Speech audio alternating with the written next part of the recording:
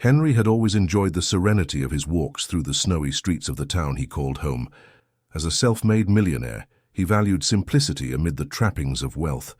On one particularly cold evening, a faint sound interrupted his thoughts. It was a desperate whimper, almost drowned out by the howling wind.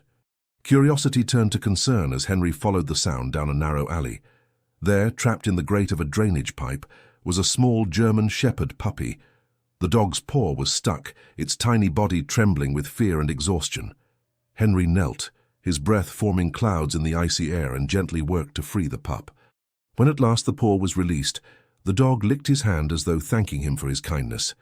"Come on, little one, let's get you warm," Henry whispered, tucking the shivering creature into his coat. That night, back in his sprawling mansion, Henry tended to the puppy's injured paw. It didn't take long for him to notice the spark of intelligence in its eyes. The dog seemed to understand every word he said. By morning, Henry had made up his mind. The little pup would stay. He named him Max. 10 years later, Max had grown into a powerful and loyal companion, a fixture in Henry's life. The two were inseparable. Henry, now in his 70s, was a widower who spent his days tending to his estate and reminiscing about the simpler times when family meant more than money. His children, Richard and Emily, visited only sporadically. Their visits often motivated by discussions of inheritance or financial matters.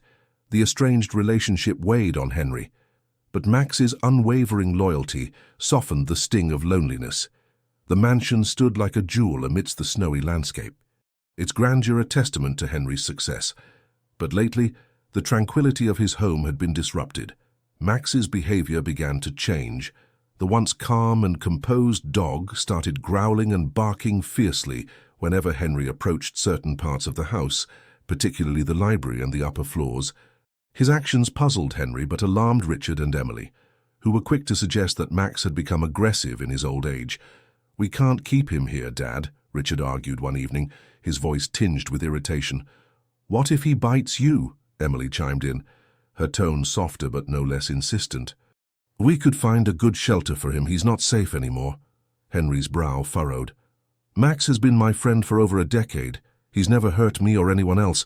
There's a reason for his behavior, and I'll find out what it is." The tension escalated when Max snarled at Emily as she tried to enter the library. She recoiled in shock, her hand clutching her chest. "See, this isn't normal, Dad. You have to do something." But Henry remained steadfast.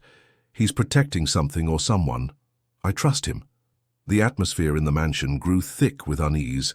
Max continued his vigilant patrols, his growls echoing through the grand halls. Henry's faith in his companion never wavered. Even as the gap between him and his children seemed to widen further, the question lingered like a shadow.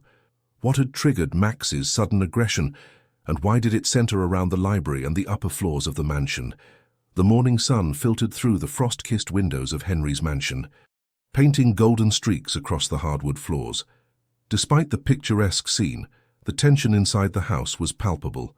Richard paced the living room, his tone sharp. "We need to address this before something happens, Dad." Henry, seated in his favorite armchair, looked at Richard with quiet defiance. "Max hasn't hurt anyone. He's trying to protect me. I won't abandon him." Emily entered, her voice softer but tinged with worry. "Dad, Richard is right. Something's not normal with Max. Let us help you figure this out." By late afternoon, a veterinarian arrived at Richard's insistence. Max growled low as the stranger approached. The vet hesitated but continued under Henry's firm instruction to proceed. The examination was thorough, and the conclusion left Richard fuming. "There's nothing physically wrong with Max," the vet declared. "He's in excellent health for his age." "Then what's this all about?" Richard demanded, his frustration spilling over. "Dogs don't just start acting like this for no reason." Emily sat on the edge of the sofa, her gaze flicking between Max and Henry. "Could it be his mind, Dad? Dogs can develop behavioral issues as they age." But Henry shook his head. "Max isn't sick. He's alerting us to something. I can feel it." Max's unwavering vigilance the days that followed were no easier. Max's behavior remained consistent, particularly around the library and the second-floor corridor. He would bark incessantly, stand guard in doorways, and physically block Henry whenever he tried to enter. One night, as Henry attempted to pass Max on the way to the library, The dog stepped into his path. Growling softly but firmly, Henry, though frustrated, stopped in his tracks. "What are you trying to tell me, Max?" he muttered, his voice tinged with both annoyance and curiosity. Max's eyes followed every move Henry made near the forbidden areas. His behavior was not erratic but deliberate, as though he understood something Henry couldn't yet see. The loyal dog had become a sentinel, guarding against an unseen threat. The search for clarity determined to uncover the truth. Henry took matters into his own hands. Late one evening, he hired a local technician to install surveillance cameras around the house, focusing on the library and the corridor Max had made his stronghold. The technician worked quickly, mounting the devices discreetly while Max watched with sharp, vigilant eyes. Henry explained his decision to Richard and Emily the following day. Richard scoffed, shaking his head. "You're really going to this extent for a dog?" Emily, however, seemed less dismissive. "Maybe the cameras will show us something we're missing. It doesn't hurt to check." Henry ignored Richard's protests. He sat in his study that night, reviewing the initial recordings. The house appeared calm at first glance, silent, with only the occasional flicker of a shadow as Max patrolled. But in the early hours of the morning, the footage revealed something unsettling. The camera near the library captured Max's reaction to a faint creaking sound coming from the floor. His ears perked up, and he immediately barked at the source of the noise. Henry leaned closer to the screen, his heart quickening. What was beneath the floor that had Max so agitated? The late-night silence in Henry's study was broken only by the faint hum of the computer screen. Sitting in his chair, his face illuminated by the soft glow, Henry scrolled through hours of surveillance footage. Beside him, Max sat alert, his head tilted as if he too were analyzing the images. At first, the videos revealed nothing unusual. Max's typical patrols around the library and the upper floor hallway. But then, in the early hours of the morning, Henry noticed something peculiar. In one clip, Max lingered near a specific corner of the library. His paws scraped at the wooden floor, his growls low but insistent. Moments later, Henry heard it. A faint creak from the floorboards, barely audible but enough to make Max spring into action. Barking fiercely, Henry replayed the footage multiple times. Each time it became clearer that Max wasn't acting out of aggression. He was focused on something specific, something hidden beneath the surface. "What is it, Max?" Henry murmured, glancing at his loyal companion. "What are you trying to tell me?" Max's ears twitched at the sound of Henry's voice. He stood and moved toward the study door, looking back as if urging Henry to follow. Intrigued, Henry grabbed a flashlight and decided to investigate. In the dim light of the library, Henry walked cautiously. Max close at his side, the air felt heavier here, the room's grandeur overshadowed by an eerie stillness. He stopped at the corner Max had indicated in the footage. The dog immediately began pawing at the floor, his growls echoing softly. Henry knelt, pressing his hand to the floorboards.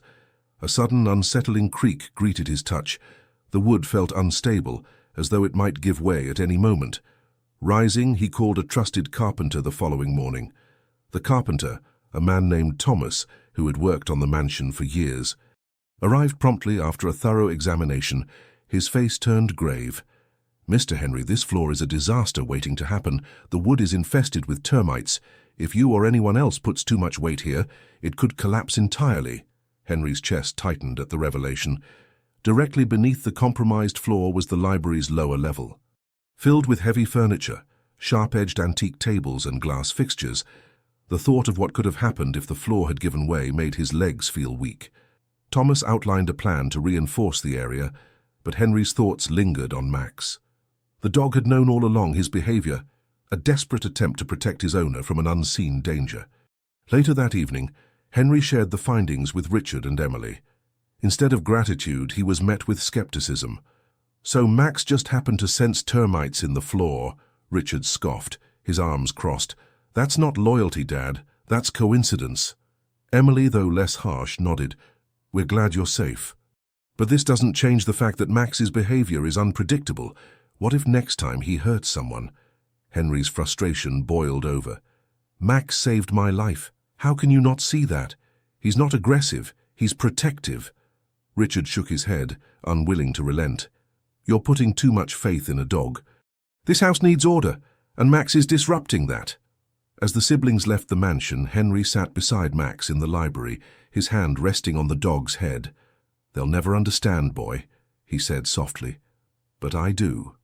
Max, as if understanding every word, leaned against him, his loyalty unwavering.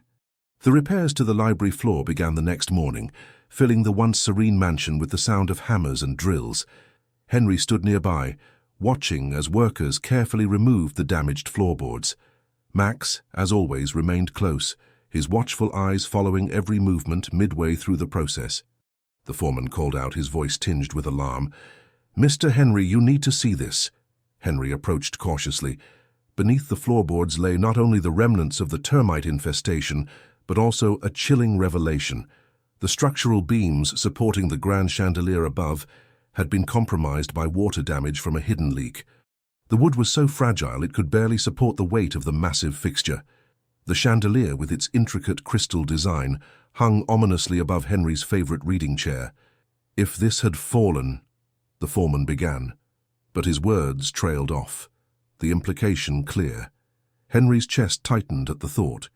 He glanced at Max, who stood rigid, his ears perked and his gaze fixed on the fragile structure above. It was as if the dog understood the gravity of the discovery. Later that evening, Henry sat down to review the surveillance footage again. This time with Richard and Emily present, the video played, showing Max's persistent efforts to block Henry from entering the library. The dog barked, scratched the floor, and even positioned himself between Henry and the danger. Emily's hand flew to her mouth. "He knew," she whispered, her voice trembling. "Max knew something was wrong." Richard leaned forward, his expression conflicted. "This doesn't make sense. How could he know?" The footage continued, showing Max's unyielding vigilance over the area. His behavior wasn't erratic, but calculated and deliberate. He was protecting Henry, not acting out of aggression. Henry turned to his children, his voice firm. "Do you see now? Max wasn't just acting up. He saved my life." Emily nodded, tears welling in her eyes. "I'm sorry, Dad, I misjudged him." Richard, though less emotional, finally conceded, "Maybe I was wrong. He's more than just a dog."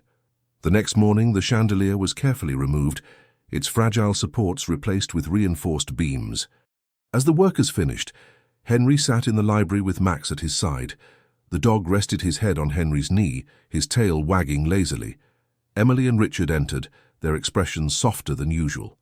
Emily knelt beside Max, running a hand through his fur.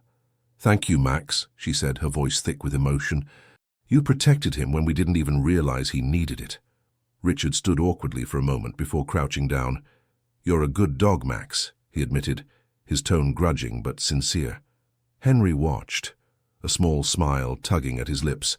For the first time in years, there was a sense of unity in the room. Max had not only saved his life, but also served as a catalyst for mending the fractured bond between him and his children. As the day turned to evening, Henry sat by the fire, Max at his feet. The warmth of the flames mirrored the newfound warmth in his family. Max had proven himself more than a faithful companion. He was a guardian, a hero, and a bridge between hearts. In the quiet aftermath of the chandelier's removal, Richard and Emily found themselves alone in the library. The room, once a source of tension and conflict, now felt different. A space for reflection. Emily traced her fingers over the polished wooden table, her voice barely above a whisper. "We've been so focused on Dad's finances, on the inheritance, that we forgot about him," she admitted, her voice heavy with regret. Richard, leaning against a bookshelf, sighed deeply. "I always thought he was fine, that he didn't need us because he had all this," he said, gesturing to the opulent surroundings. "But Max saw what we didn't. He's been there for Dad in ways we should have been." The weight of their guilt settled between them, but for the first time there was an unspoken agreement. They needed to make things right. They resolved to spend more time with their father, not out of obligation, but out of love. A week later, the mansion buzzed with life as Henry hosted a small gathering. The library, now fully restored, served as the centerpiece for the event. Close friends and neighbors gathered, their laughter and conversation filling the room. At the heart of it all was Max, sitting proudly beside Henry, his tail wagging as he soaked in the attention.